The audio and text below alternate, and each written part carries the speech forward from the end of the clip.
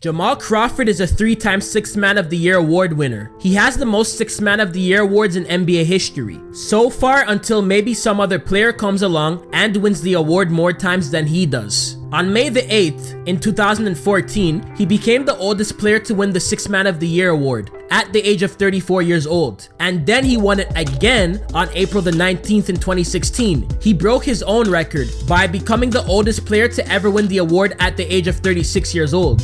But there's one thing that has always rubbed me the wrong way. I have always found it weird at the fact that he was never an All-Star, and I always questioned why he was never an All-Star. I've even gotten into debates with people because I've made the statement that he deserves to be an All-Star, but others have disagreed with me. If you had the same question or was curious like me on why Jamal was never an All-Star, don't worry about it. You're not alone. And in this video, you'll see why he was never an All-Star. You'll get the answer you have always been looking for. If you are not subscribed to my channel, subscribe because every week I'll be dropping a couple of basketball videos. Now let's get into the video. Once again, it's Third Eye View 195 coming at you with my intellect. Stay tuned.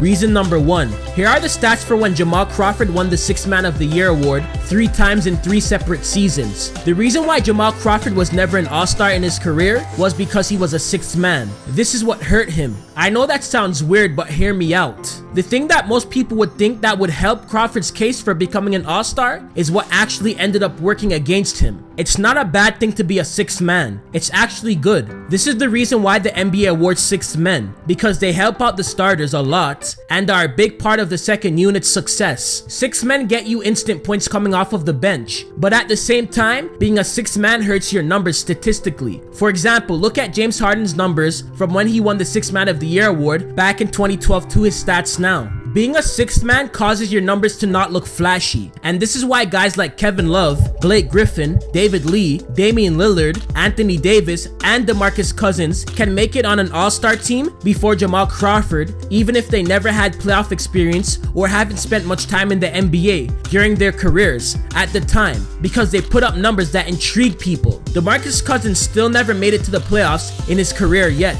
Hopefully he does, because he's one of my favorite players. I think that a player that has shown and proved, especially making it to the playoffs a couple of times or has had playoff success, should make the All-Star team before anyone else. It shouldn't be just left up to stats. I think the All-Star selection should be based off of that, because that also proves how important a player is to their team. Here's another example. Look at Crawford's best scoring season when he was a starter on the New York Knicks. So there you go. This gives what I'm saying more validity. This is even why players like Gerald Wallace and Al Horford made it to the All-Star over Crawford when he was in the East, and when he was in the West, Marc Gasol, LaMarcus Aldridge, Zach Randolph, and Klay Thompson made it over him. It's clearly the stats. Reason number 2. He's a shooting guard. So naturally, he wouldn't be producing much on the basketball court, but just scoring in the first place. He's not a stat sheet stuffer. A shooting guard's duty is to just score the ball, and that's it. And Jamal Crawford does his job right. Not everyone is going to be a Ray Allen, a Clyde Drexler, a Dwayne Wade, a Kobe Bryant, a Michael Jordan, or an Allen Iverson. And yes, for those of you that don't know, Allen Iverson was actually a shooting guard. That's why you always seen him scoring the ball. And people used to always complain about how he doesn't pass the ball, but that's the reason why.